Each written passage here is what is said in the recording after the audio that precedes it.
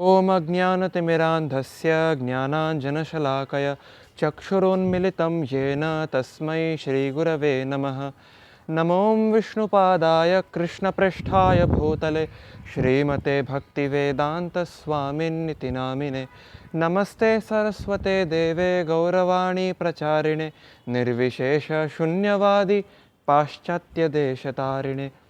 नमो महावदन्याय कृष्णप्रेमप्रदायते कृष्णाय कृष्णचैतन्यनामने गौरत्विषे नमः।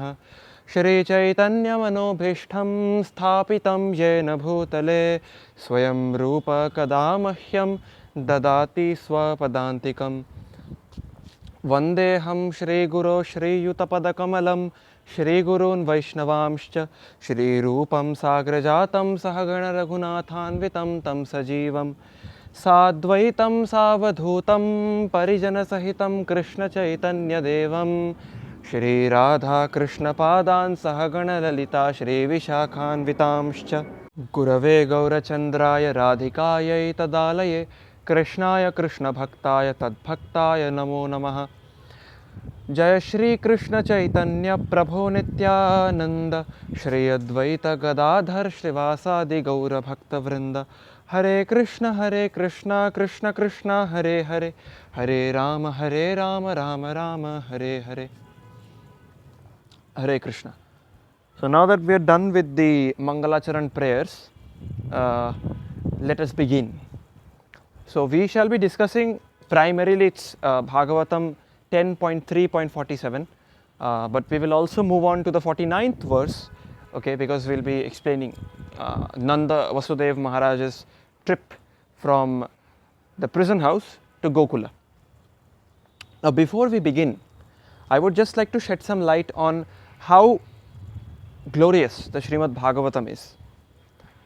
Many of us often we mistake Bhagavatam, we mistake it for some book of literature, but it's not just a mere book. It is stated that Bhagavatam is actually Kṛṣṇa. Bhagavatam is actually Kṛṣṇa. The Padma Purana states, Sarva Shastrabdhi Piyusham Sarva Vedaika Satphalam Sarva Siddhanta Ratnadhyam Sarva Lokaika Drikpradam Srimad Bhagavatam Shastram Krishna Tulyam Niruttamam Sada Sevyam Pathaniyam Shri Krishnaya Namostute. So the Padma Purana clearly says Krishna Tulyam Niruttamam. Bhagavatam is Krishna. It is as good as Krishna himself. So it is not just a book, right? In fact, it is also stated in the Bhagavatam itself, it is stated that Bhagavatam is actually the topmost of all Puranas. There are 18 Mahapuranas and Bhagavatam is the topmost of them all. The Bhagavatam itself says this, right? In the 12th canto, where Shukadev Goswami says that out of all rivers, Ganga is topmost. Out of all Devatas, Achyuta is topmost. Out of all Vaishnavas, Shambhu or Shiva is topmost. Similarly, out of all Puranas, Bhagavatam is topmost. Purananam idam tatha. Okay, Bhagavatam is the topmost of all Puranas. So, even like if you see in every Vaishnava Sampradaya, Bhagavatam is the one text which is greatly revered. Bhagavatam is greatly revered in not just in Vaishnava Sampradayas, it is also revered in non-Vaishnava Sampradayas. The Bhagavatam is a gem of a text. Okay, it is stated, Sada Sevya Srimad Bhagavati Katha Yasya Shravana Matrena Hari Chittam Samashrayet. It is stated that Sada Sevya, one should always hear Sada Sevya, 2 times it is repeated.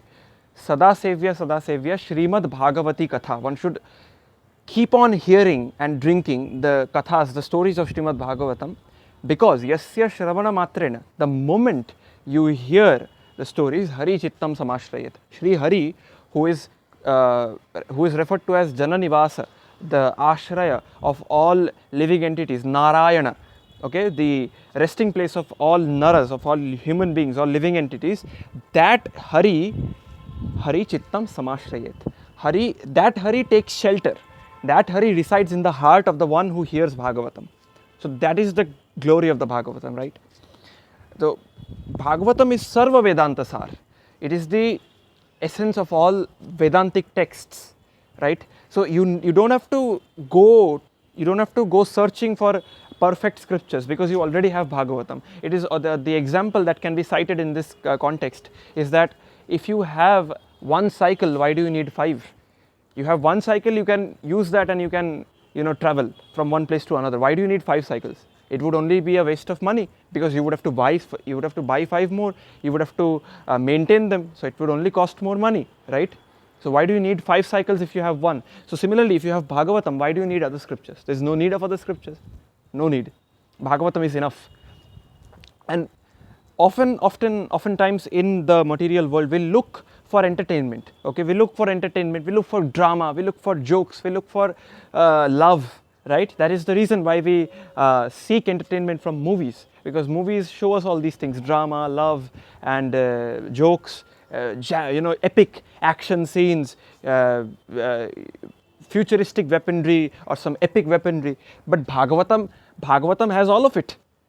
If you are looking for entertainment, go read Bhagavatam. In the name of entertainment, especially in Indian households, the Indian mothers, not all of them, but I suppose most of them, and especially Indian grandparents, every evening they fix their faces on the TV screens to watch Indian serials. Oh my God. And those things, those serials, I don't know why they are called. I cannot describe them. Actually, I cannot. I literally do not have words to describe them. Anyway, so today I walked into the room of my grandparents. They were watching some program on the TV. It was a serial. So I just stopped to see what was happening, and I saw a man gasping for breath. So I said, okay, I was thinking, okay, why is he gasping for breath? Is he suffering from asthma? He must be suffering from asthma, or else why would he gasp for breath? All right. Then, to my surprise and utter horror, they showed flashbacks of this man twirling a girl around. So basically, he had broken up with the love of his life, and from the flashbacks, it was evident that he was head over heels in love with this girl. So he had broken up with that girl, and he was gasping for breath. I was thinking, why is he gasping for breath? He should be sad. He should be sitting in a corner drinking alcohol. Why is he gasping for breath? What logic is this? And also, this is not one serial. Every serial copies the same template. So there's a man and there's a girl. They fall in love with each other, and then due to some reason they break up again, and then they again patch up, and this keeps on happening. And I wonder, like, do the directors not have anything else on their mind? Why are they repeating the same thing again and again? And people are watching this. This is the same, like the prime example of punah charvita charvananam. People are watching this. I asked my grandparents, okay, let me change the channel to Hare Kṛṣṇa TV. This is nonsense. And Hare Kṛṣṇa TV is ISKCON's official TV channel. So they stream bhajans, and they also stream Hari Katha lectures there. So I said, okay, let's shift to that. They said, no, we will not change this. I said, this is nonsense. They said, no, okay, I will watch nonsense only. So this is, people are saying we'll watch nonsense. So, but Bhagavatam is not like this. Bhagavatam is not punah charvita charvananam. It is evergreen, ever fresh. That is how glorious Bhagavatam is. And it's not that I am just hearing from someone else and saying. When I read the Bhagavatam, when I read Krishna's pastimes, it's the same thing. I feel the same thing. That why do you need other things when you have Krishna, when you have Bhagavatam? Because Bhagavatam has everything. It has love, Krishna and the gopis. It has drama. The entirety of the Bhagavatam is a drama, honestly. Krishna is the lead actor of the drama. Krishna, for example, there's a very beautiful pastime when Balaram tells Kṛṣṇa, Kṛṣṇa is a little baby, okay, like not a very little baby, but he's grown up a little, but yeah, he's still a baby. Balaram tells Kṛṣṇa, he plays a prank on Kṛṣṇa. He tells Kṛṣṇa, Kṛṣṇa, have you ever wondered why you are dark skinned and your parents, they are so fair complexioned? Nanda and Yashoda, have you looked at them? They are so fair complexioned. And Kṛṣṇa is very innocent. Kṛṣṇa is like, Yeah, why? Please tell me, dear brother. Your words are as good as the Vedas. That's what I've learned. So now Balram, he's playing a prank. So now Balram tells Kṛṣṇa, you're just a child. Look, see, I'm elder than you. I've seen the world, right? I've seen the world as it is. Mind you, Balram is only 15 days older than Kṛṣṇa. Balram is only 15 days older than Kṛṣṇa. And Balram is telling, I have more experience. Anyway, Kṛṣṇa is listening very attentively. Okay, what is he going to tell? And then Balram drops the bombshell. Balram tells Kṛṣṇa, actually, long ago, you were not born from Mother Yashoda's womb. Actually, you were born from a marketplace. They bought you, they purchased you. You're not the actual child of Mother Yashoda. Therefore, you can see that there is a genetic difference. And now Kṛṣṇa, when he hears this, it's like a bomb has dropped on his head, and tears spring into his eyes, and he's like, what? My life was a lie. So now Kṛṣṇa goes running to Mother Yashoda. Now see, this is drama. What else it is? What else is it? This is drama. He runs off to Mother Yashoda and tells, look, Balram is saying that you purchased me. And Mother Yashoda says, no, I did not purchase you. You are my child. You came out of my womb. Jayati te dhikam janmana vraja shrayata indira shashvadatrahi. The first verse of the Gopi Gita. So, janmana vraja. Kṛṣṇa was born in Vraja. Okay, the gopis are saying. I'm not saying. So now this is drama. What else it is? What else is it? And now Mother Yashoda says, no, you came out of my womb. You are my own child. Now let's do one thing. Drink some milk and go off to sleep. The moment Kṛṣṇa hears this from Mother Yashoda, all his sadness, it just disappears, and Kṛṣṇa is like very happy. Okay. He drinks milk, goes off to sleep. And forget about this. There are so many other pastimes in Vraja which are so dramatic. And if I start describing them, obviously the entire lecture will go in that. So let's not do that. Okay, let's stick to our main topic. So Bhagavatam has drama. Bhagavatam has jokes. If you read Krishna's dealings with his friends, jokes.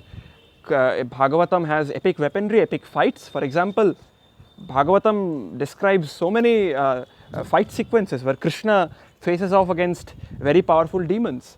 Bhagavatam has instances where Kṛṣṇa summons the Sudarshan Chakra. Now tell me, what can be more epic than the Sudarshan Chakra? Nothing.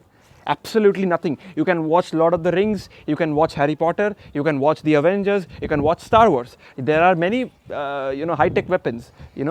There are swords, there are lightsabers, there are wands, there are futuristic weaponry, but nothing tops the Sudarshan Chakra. That is the most epic thing that ever exists. Anyway, so that's what Kṛṣṇa has. So Bhagavatam has all of this, right? And apart from this, Bhagavatam also has two more things. This was all about entertainment, right? Bhagavatam has 3 E's. One is entertainment, the other is enrichment. Because Bhagavatam has such lessons, practical lessons, which we can put into practice in our own lives, which can improve our life as a sadhaka, right? So Bhagavatam has such lessons in it. So it's enrichment for the mind, and when we put those lessons into practice, it becomes enlightening for the heart. So 3 E's. One is entertainment, the other is enrichment, and the other is enlightenment. All these 3 E's are fulfilled when you read the Bhagavatam. Okay. Now that we have very briefly discussed the glory of the Bhagavatam, well, a 3-4 hour lecture can be delivered on the Bhagavatam. But anyway, now we shall move on to the verse in question, the verse which we are supposed to discuss. This verse says, Shukadeva is describing, he says, Tatascha shaurir bhagavat prachoditah Sutam samadaya ya sasutika grihat yada bahirgantum yesha taryaja ya yogamaya janinanda jayaya. Okay. So now, what does this mean? Let's read the purport, the translation by Srila Prabhupada. Alright. So Prabhupada translates, Thereafter, exactly when Vasudeva, being inspired by the Supreme Personality of Godhead, was about to take the newborn child from the delivery room, Yogamaya, the Lord's spiritual energy, took birth as the daughter of the wife of Maharaj Nanda. Alright. So now, there is a lot happening between these words. Each syllable, between each word of this verse, there is a lot happening. And we shall unpack this verse and the verses that will follow. Okay, we shall unpack them very nicely, because the Chaitanya Charitamrita describes, the Chaitanya Charitamrita says, Kṛṣṇa tullo bhagavat vibhu sarvashraye proti shloke proti akkhare nana arthe kaya Kṛṣṇa tattva bhakti tattva rasa tattva pranto sabo shikhailo prabhu bhagavat siddhanto. What does Chaitanya Charitamrita say? It says, prati shloke prati akshare nana arthe kaya. Every shloka, not just every shloka, forget every shloka, every akshara, every syllable, nana arthe kaya. Every syllable has many layers of meanings, many things are happening. Okay, so Bhagavatam is a very juicy text. It's like a condensed storehouse of rasa, amrita, akhila rasa amrita, because Krishna is akhila rasa amrita murti. So even because Bhagavatam is Krishna tulyam niruttamam, as a result, even Bhagavatam is akhila rasa amrita murti. It is Grantharaj. There's a lot of rasa in the Bhagavatam. So it's like a condensed fruit. If you press it, okay, if you press it or if you open it up, you will the juices will ooze out. Okay. So let us press the Bhagavatam now. Tatascha. What does tatascha mean? So Prabhupada translates tatascha as thereafter. Tataha cha. This is the breakdown of the ye. If you break down the sandhi, it's tataha cha. Tataha means thereafter and cha means indeed. Alright. So now, when do we use thereafter? Thereafter is like often used after, like it's used when something has already happened, right? It's used when something has already happened. So what has already happened? That we are going to discuss. Alright. Now, what has happened is the phrase tatascha, it in a nutshell, it captures all the events that has happened with Kṛṣṇa and his parents in the jail. For example, when Kṛṣṇa, it's like when Kṛṣṇa actually appeared in a four-handed form with a Shankha Chakra Gada Padma. With Shankha Chakra Gada Padma, he appeared in front of Vasudeva and Devaki. And now he was telling them a lot of things. He tells them why I have appeared to you, right? So now Kṛṣṇa is telling them, as Narayana, Kṛṣṇa is telling them, oh, you all were Vrishni and Sutapa in your previous lives, and you performed austerities for a very long time to please me, to have me as your son. You have taken many incarnations, I have also taken many incarnations, and now finally I have appeared as your son. All these conversations, this one like phrase, it captures all this. Okay, it captures all this. So from here you can see that Kṛṣṇa is not an ordinary child, because first, which child appears holding Shankha Chakra Gada Padma? You tell me. For example, in a hospital, if a child comes out of a mother's womb wearing in fact, Kṛṣṇa, it's described, Kṛṣṇa had his own dhoti. Kṛṣṇa is coming out of Devaki's womb, he has his own dhoti. Imagine, if you see, like, forget dhoti, if you see a person coming in a kaupin, in just a loincloth, a child coming in a loincloth, that would be like na bhuto na bhavishyati, that would be never seen before. And Kṛṣṇa not only appears with a dhoti, he appears in a like a full-fledged form with 4 hands holding celestial objects, right? So he's not an ordinary child, right? Now, tatascha shaurehe. Why is this word used? Shaurehe. So shauri is actually used to denote Vasudeva Maharaj. Okay, shauri here means Vasudeva Maharaj. Now, why is he described as Shauri? What does Shauri mean, first of all? Shauri actually means the one who is very courageous. Now, why is Vasudeva courageous? Or like, why is he Shauri, first of all? What are the reasons? One is he's courageous. The other is, Shauri is the son of Shurasena. Okay, Shauri is the son of Shurasena, and Shurasen is described in the Shastras to be a very, very brave king. He was a very chivalrous king. And as a result, like father, like son, as a result, even our Shauri, Vasudeva, was extremely brave. Right? So the Lord gives this task of such a great importance. Kṛṣṇa has come to rid the world of all evil. It's a very demanding task. So Kṛṣṇa gives this task to the one who is extremely brave. Now you might think, what brave thing, like what does he have to do? He just has to get out of the prison house and Bhagavan is with him. Well, that is not just the case. It's not as simple as that. Bhagavan is with him, because when Kṛṣṇa appears as Bhagavan, you will see later on the Narayana form, the form of Narayana, it disappears, and just a small little baby, a baby Kṛṣṇa, just a small child, only a few minutes old probably, just he is lying there, right? And the moment Bhagavan, the form, the awe-inspiring form of Narayana, the moment it disappears, the Aishwarya Bhava takes a back seat and Putra Bhava, Prema Bhava comes in front. And the moment Prema Bhava takes over, Vasudeva is worried about Kṛṣṇa, his child, not Bhagavan. He's worried, okay, how am I going to get my child out of this trouble? How am I going to save my child? Why will he want to save Bhagavan? Bhagavan can save himself. But no, he's seeing Kṛṣṇa in Prema Bhav, in Putra Bhav, right? So that is why a lot of bravery is required. So now, there were 16 doors. Why was it a very demanding task to get out of the prison house itself? Because the prison house had such high level security.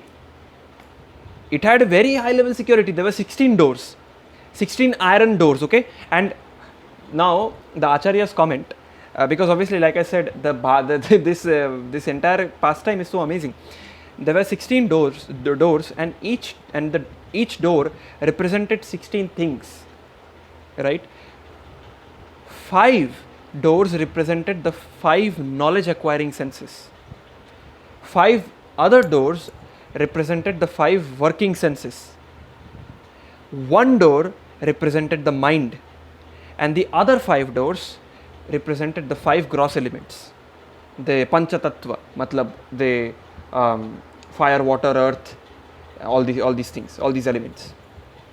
Now, if you think critically, Vasudeva is imprisoned, okay, and there are 16 doors. So you need to get through those 16 doors in order to escape the prison house.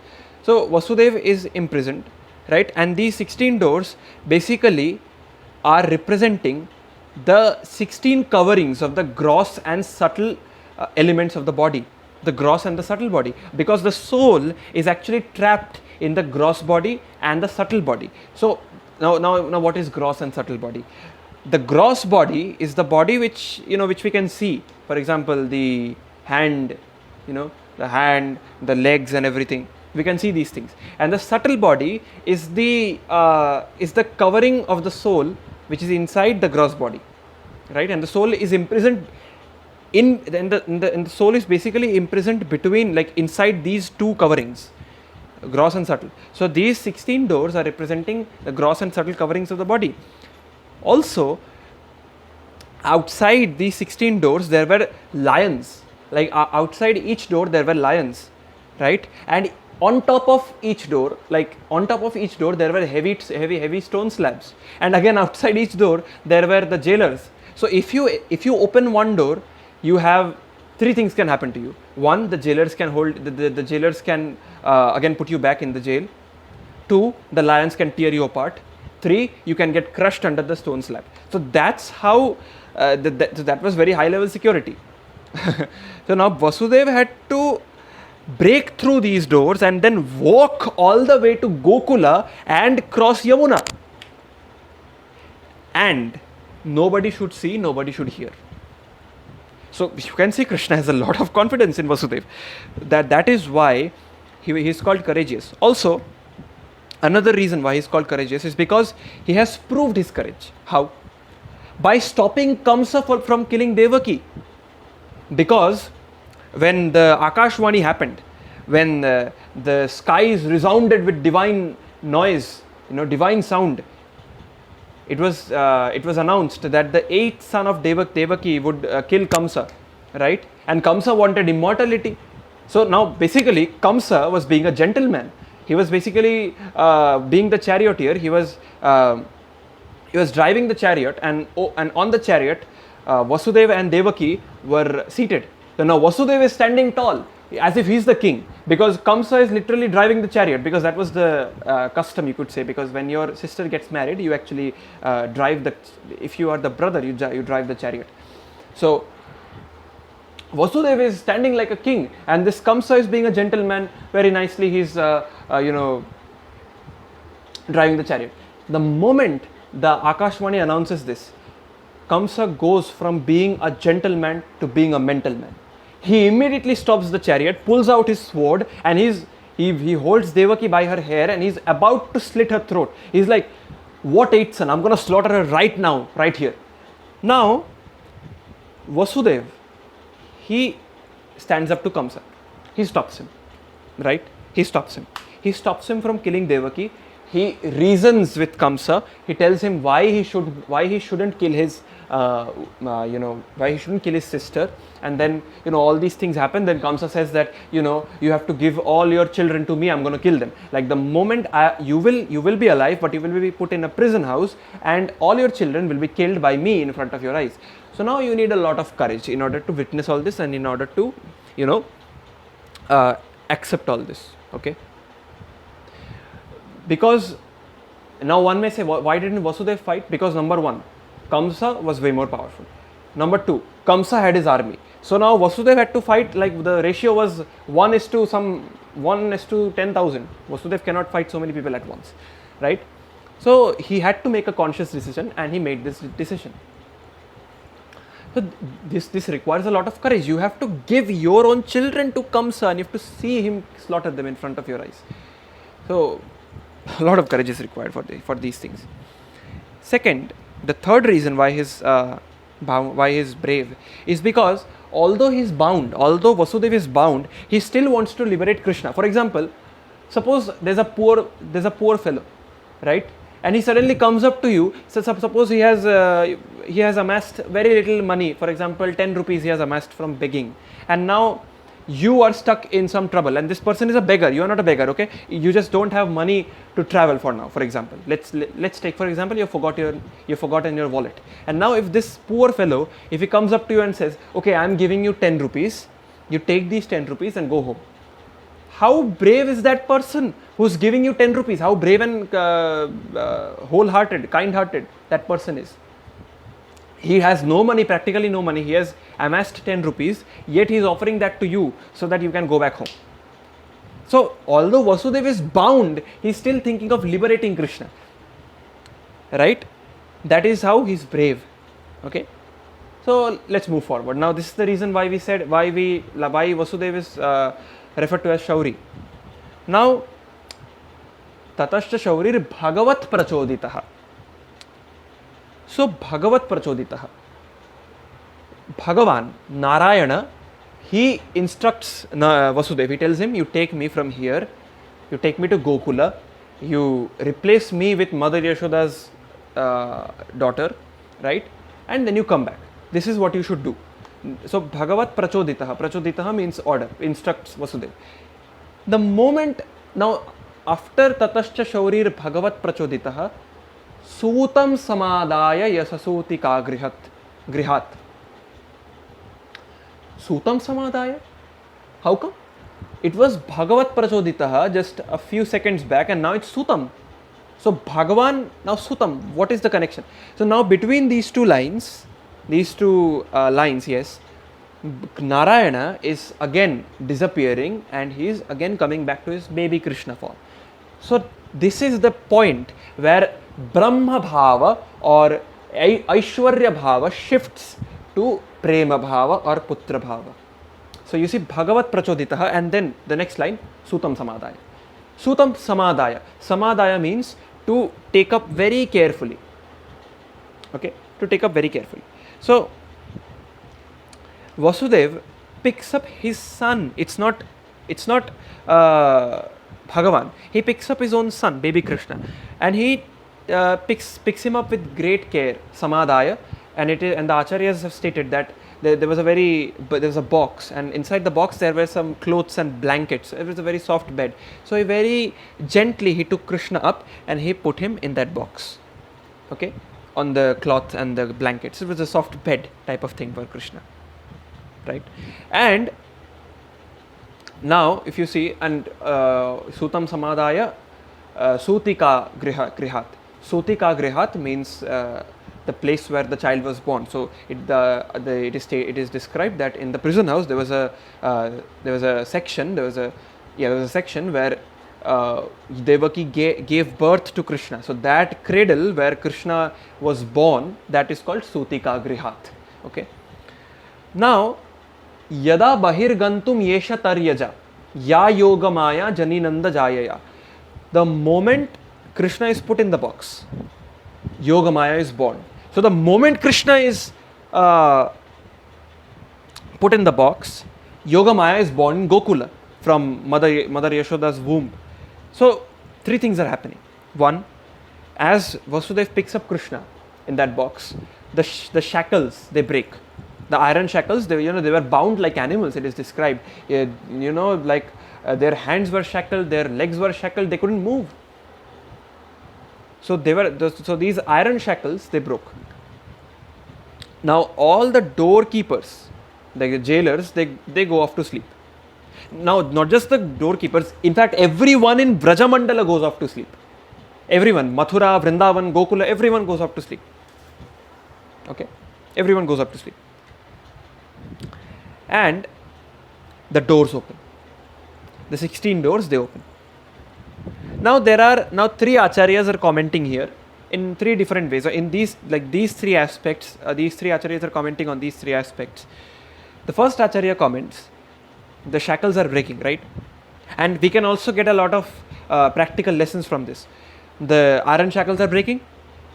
So this acharya says, anyone who carries Kṛṣṇa in the heart, the iron shackles of samsara break.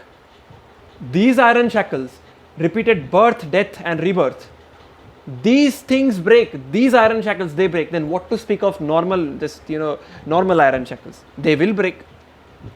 The second acharya comments, when someone holds Kṛṣṇa on the tongue or in the heart, when someone carries Kṛṣṇa with himself, all the doorkeepers of Kamsa, quote unquote Kamsa, here Kamsa means anartha, all the doorkeepers, meaning Kama, Krodha, Lobha, Mad, Matsarya, envy, all of these things, they go off to sleep. Which means, right now we have all these things, lust, anger, greed, pride, arrogance, all these things, madness, we have all these things. But the moment we carry Kṛṣṇa with us, these things will go off to sleep, they will get destroyed. So what to speak of normal doorkeepers, they will go off to sleep. The third acharya comments, when you carry Kṛṣṇa with you, the doors of Goloka and Vaikuntha open. What to speak of normal doors, right? What to speak of normal doors? And in fact, in the two verses after verse 14 to 47, the word used for Vasudeva is Kṛṣṇa Vahe, the vehicle of Kṛṣṇa. Kṛṣṇa Vahe means the one who carries Kṛṣṇa, the vehicle of Kṛṣṇa. So, what can we learn from this? If we carry Kṛṣṇa, with us through all our actions, it's not that we only have to sit and perform bhajan, like just doing kirtan, chanting, reading shastra. Yes, that is obviously sadhana. But if we carry Kṛṣṇa in other cases, for example, when we do something, we do it for Kṛṣṇa. Okay, we use our eyes to see Kṛṣṇa, to take his darshan. Okay, we use our hands to serve his deity form. Okay, we use our mouth to chant his name. We use our ears to hear Hari Katha. So we are using our body to serve Krishna, right? We associate with like-minded people, we talk to them, we make friends with them, we connect with them, and then we also discuss about Krishna and all these things. So these things, all these things, when you what happens when you do these things, you carry Krishna with you always. So when you do that, what these acharyas have described, when we do these things, the doors of Goloka will open, the anarthas will get destroyed, and the iron shackles of samsara will break. So it's not just a story. If I could just describe the entire Kṛṣṇa janma Līlā in 2 minutes. But it's not just a story. There's a lot in these few lines. A lot. Alright, now let's move forward. Now Vasudeva steps out. Okay, so he gets out of these doors. So he gets out of the prison house. Now he steps outside.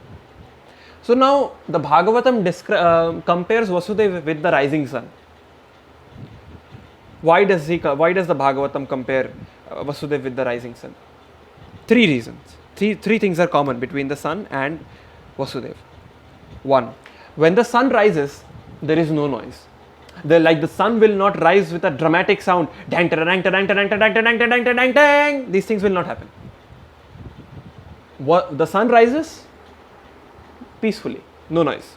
So when Vasudeva comes out of the prison house, there is no noise. He comes out without any noise. That's it, peacefully.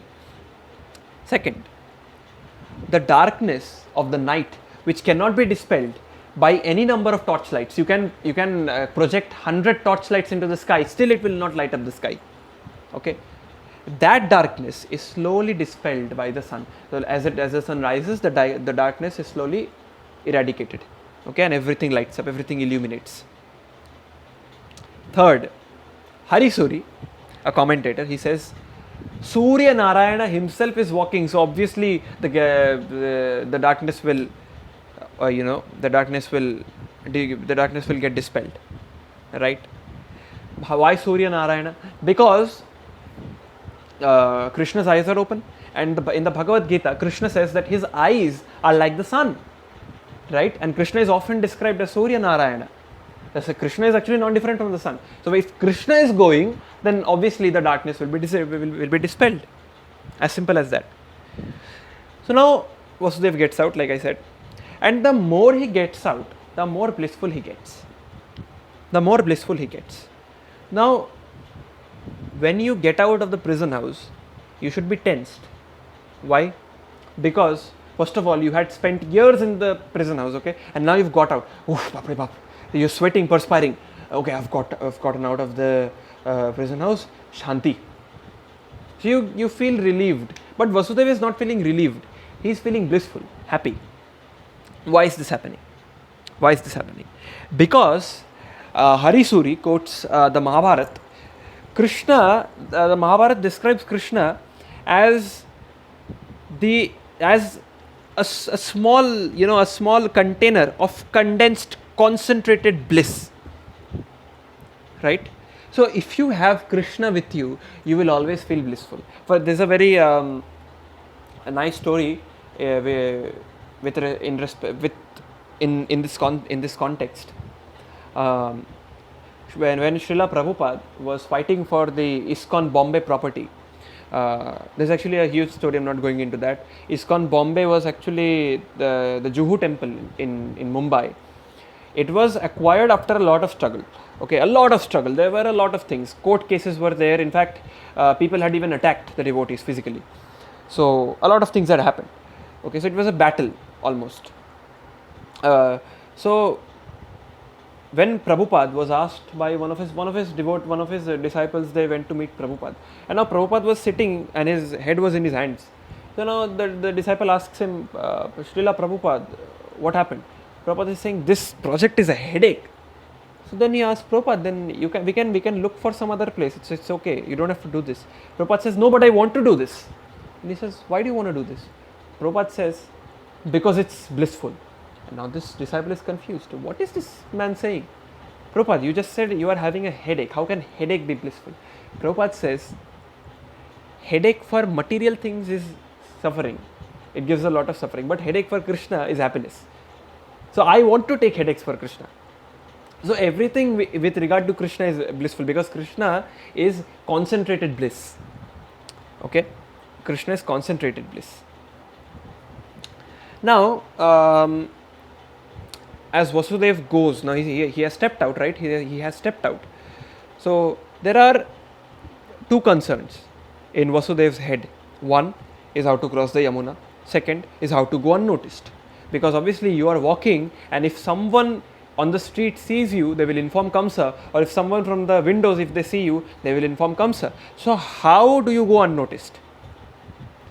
Well, in this case, Indra comes to the rescue. It starts raining heavily. Now there are 5 reasons, 5 external and 5 internal reasons why it starts to rain. The Acharyas are commenting. So the Acharyas say the 5 external reasons. 1, if it starts raining, the people who are outside, they will go inside to seek shelter. Number 2, the people who are inside, they will stay inside and they will shut the doors and windows so that the water does not come inside. Third, if you are out and if you still can't get a shelter, you won't be able to see due to the heavy rain, right? And those people who are inside, they will obviously prefer sleeping. This is the 4th reason. The 5th reason is due to the thunderous sound and the dropping of the raindrops on the roofs of the houses.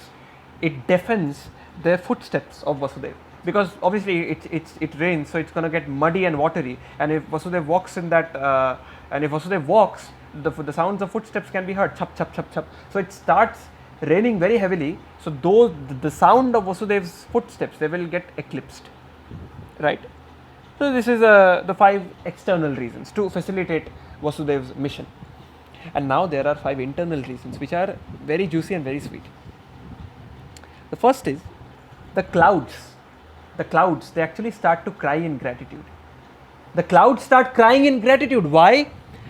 Because Krishna appears only once in 2 kalpas, once in 8.64 billion years.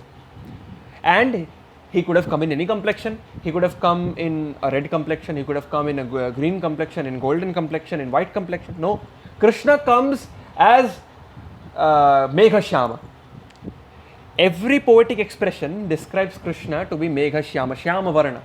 Okay, the Krishna has the complexion of a freshly formed rain cloud. So now the clouds are crying. So the Supreme Lord has descended in our complexion. He has descended in our complexion, so they are crying. So the rains are falling. Okay, and there's one more thing you might think, "Arey, how is this logical? Why? How can clouds cry?" One thing, everything in Krishna Līlā is animate. Nothing is inanimate. Everything, starting from the clouds to the rocks, everything is animate. Everything can think. Everything can feel. Okay, so the clouds are crying. Now another Acharya says that the clouds are actually offering water to Krishna, because Krishna in Bhagavad Gita, he says, "Patram pushpam phalam toyam yome bhaktya prayachati." Toyam. Krishna says, one can offer me with love a leaf, a flower, water, anything, and I will accept. So the clouds don't have anything. They cannot offer a leaf. They cannot offer flowers. They only have water. So they offer water to Krishna. Third, after Krishna appeared, now normally what happens, during great festivals, we often perform the Abhishekam of Krishna. We bathe Krishna with Panchamrita, right? But after Krishna's appearance, he has newly appeared. He is just a newborn child. The Supreme Lord has just appeared and no one has bathed him. And the clouds know that the moment Krishna reaches Gokula, the next day, Vasudeva is going to perform Maharaj Nanda is going to perform a huge festival, which is known as Nandotsava, by the way. And he's going to bathe Krishna with various paraphernalia. So, between Devaki and between Yashoda, this is my chance, and I will take the opportunity. And the clouds send in the rain and they bathe Krishna. So that's the first Abhishekam of Krishna after he appears in the material world. Fourth, actually this is very interesting because the Acharya who mentions this, he has used the concept of water cycle. Clouds, how do clouds form? They form due to evaporation from the ocean, right? So ultimately it is the ocean water that forms the clouds, and then the rain is coming down, right? And now we know that ocean is actually the father of Lakshmi. Actually, well, Lakshmi is unborn, but in the Samudra Manthan Līlā, Lakshmi comes out of the ocean. So as a result, the ocean is seen as the father of Lakshmi. Okay. So now the ocean knows that Lakshmi, Krishna is Lakshmi Kanta. He is the Lord of Rukmani Devi, the Lord of Lakshmi. So the ocean knows. The ocean knows that this man is going to take my daughter in, right? He's going to take my daughter's hand in marriage. So let me offer him some gifts. So the ocean obviously has water. The ocean has nothing else. So the ocean offers water to Krishna as gift through the clouds. This is very juicy. This is very sweet. I personally loved this point, and another point which is going to come now, the fifth and the final point, the final reason. When the rains are falling, two Jivanas are meeting. How are two Jivanas meeting? There are two meanings of the word Jivana. One is life and the other is water. Yamuna Jivana Keli Parayana Manasa Chandra Chakora Nama Sudharasa Gao Krishna Yasha Rakho Vachana Manamura. Yamuna Jivana Keli Parayana. Krishna plays in the waters of the Yamuna. Yamuna Jivana. Right? And Krishna is also Jivana. How? Krishna is the life and soul of every living entity. If Krishna doesn't exist, nothing will exist. So Krishna is the Jivana of everything. So when water falls on Krishna, two Jivanas are meeting. Krishna and water. Now, Krishna needs an umbrella. Obviously, you cannot keep bathing a small child who has just been born suddenly, right? So Krishna now needs an umbrella. Ananta Shesha comes in. So, and Ananta Shesha does not come from the side or the front. He comes from the back. Why does he come from the back? Hari Suri comments again. Hari Suri is a very interesting commentator actually, and he has given such amazing poetic expressions. Obviously, I'm also quoting from Vishwanath Chakravarti and other Gaudiya Vaishnava Acharyas as well. But Hari Suri is very predominant in this section of the Bhagavatam. So Hari Suri says, because Ananta Shesha, he thinks, okay, I always act as a bed for Vishnu. Vishnu always lies on me. So I am always acting as Vishnu's bed. But right now, yes, I know, it's okay. I am Vishnu's foremost servant. But right now, Vasudeva is serving Vishnu. Vasudeva is carrying Krishna. So let me keep my ego aside and let me follow the devotee. So let me become the servant of the servant. Gopi bhartuh padakamalayor dasa dasanu dasaha. So let me act as the servant of the servant. This was his bhava. This was his mood. Right? So, we can learn from this also. For example, if a devotee is getting some service, we should not be envious. How did this person get the service? Why don't I get this service? I am more qualified. I am more qualified here. How is he getting service? No, this should not be our motto. This should not be our mood. We should follow the footsteps of Ananta Dev. Okay. So Ananta actually has a lot to think about here. Ananta is also seeing that the clouds are also performing service. Like I said, the clouds are bathing Krishna. So Ananta cannot disturb the service of the clouds. Also Ananta has a service. He has to shield Krishna from excessive rain. So what Ananta does is, he shifts slightly so that some raindrops they fall on Krishna, so the clouds can perform their service, and then again he covers Krishna. So this is how he is going.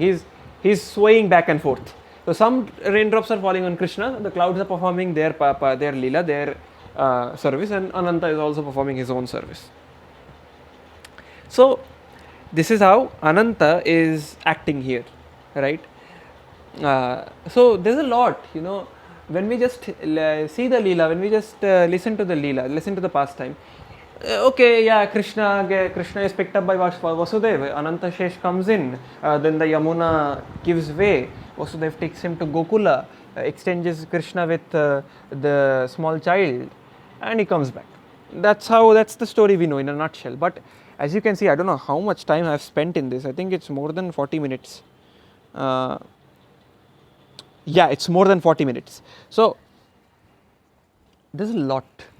There's a lot to discuss, honestly. And well, my Shiksha Guru had given an even bigger lecture. Like his lecture was even more elaborate. It was even more blissful. It was even more nectarian. Obviously, I cannot imitate my Shiksha Guru. I cannot imitate him.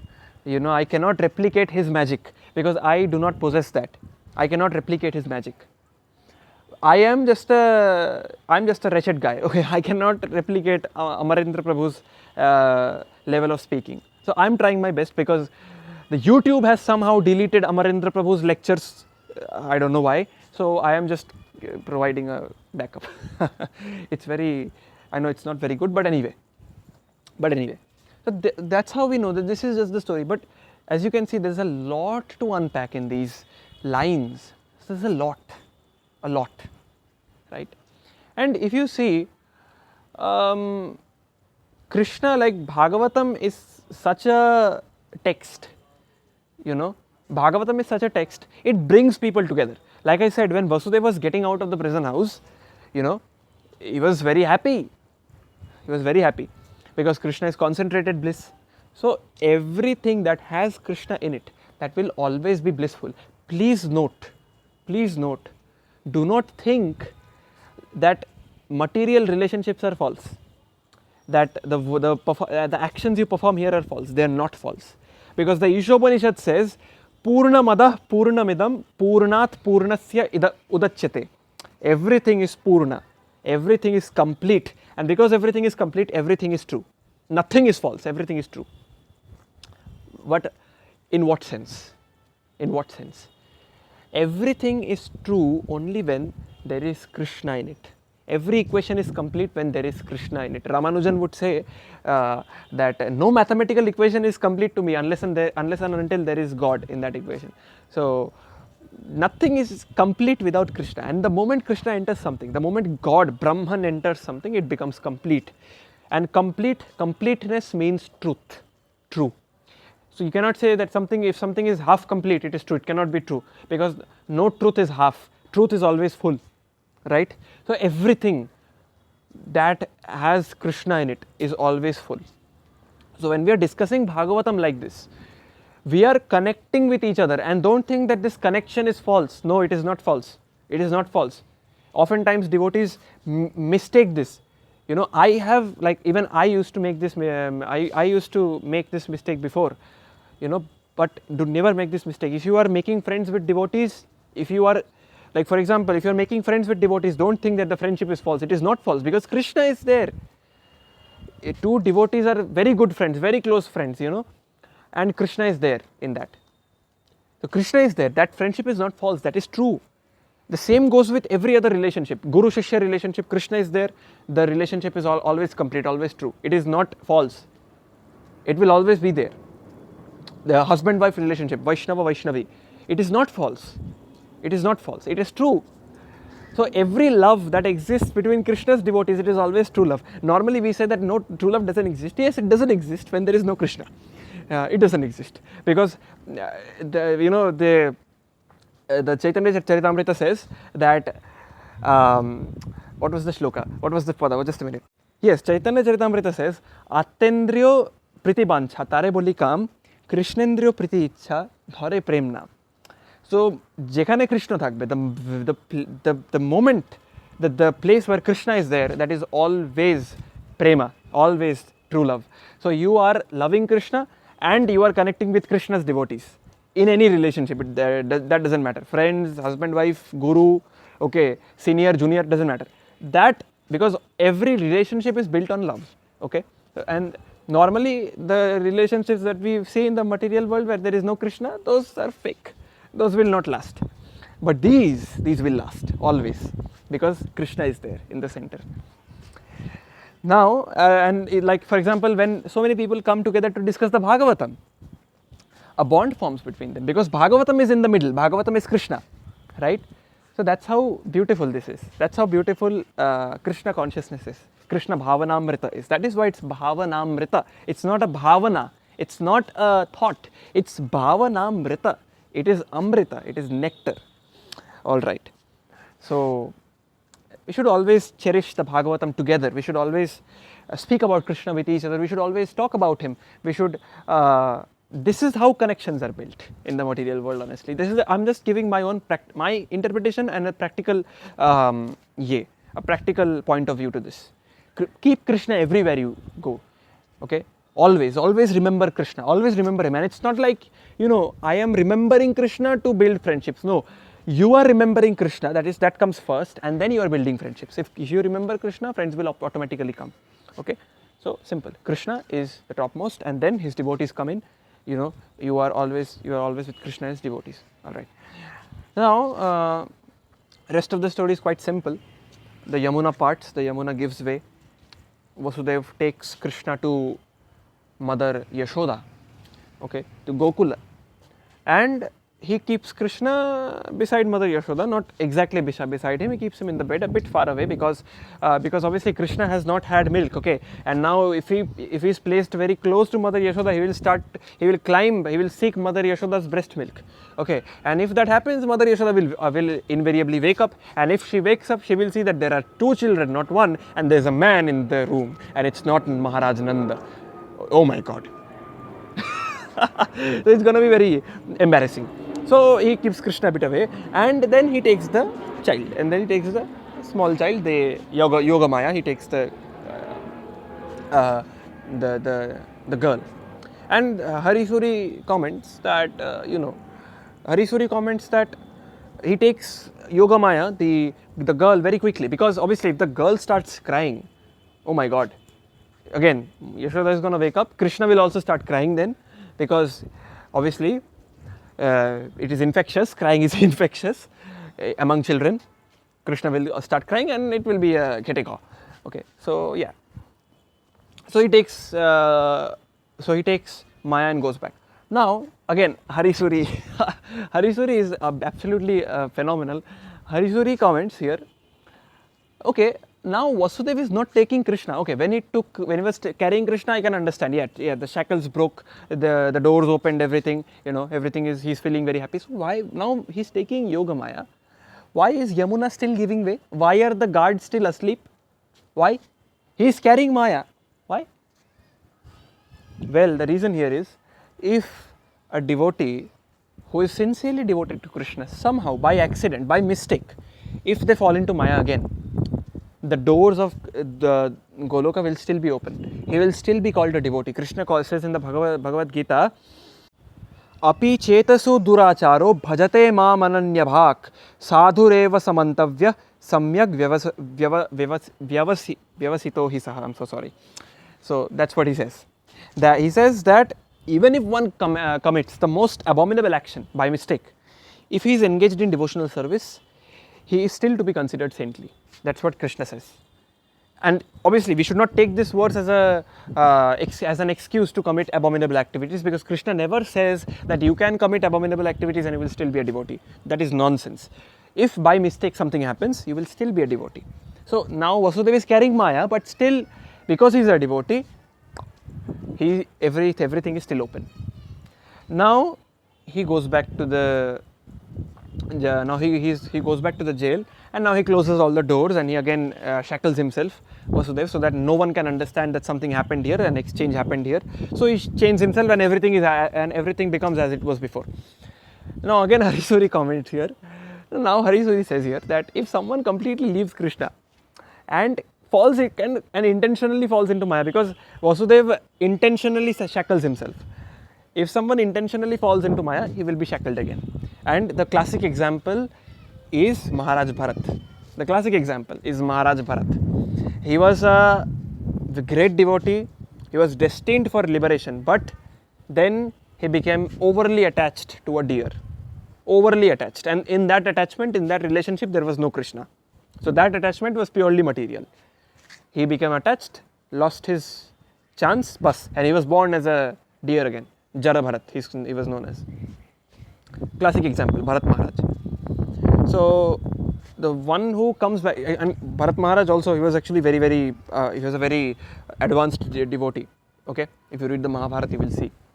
So yeah, if you fall back to Maya, you will again shackle yourself. Simple. That's what Harisuri says. Okay, so it's very interesting. And again, then we know the rest of the story. Ye comes in, Kamsa comes in, and he sees that there's a child. Devaki says, you know, it's just a girl, it's just a woman. What can she do to you? And Kamsa says, I don't care, because Kamsa is scared out of his mind, right? Kamsa doesn't care about the gender. So he takes the child and throws her. He yanks her. And then you know what happens. Kamsa is flabbergasted because this small child suddenly takes the form of an 8-handed Durga. And Durga then mocks him and says that, Arey, the one who's supposed to kill you still lives. And now Kamsa becomes a madman again. Okay, so yeah, that's the story, and I hope I could explain it properly, because like I said, there were a lot of lessons to take from this pastime. Okay, and there was a lot of nectar, okay, that we can extract from this just this janma Līlā. All right, so that is it, I guess, and Hare Krishna.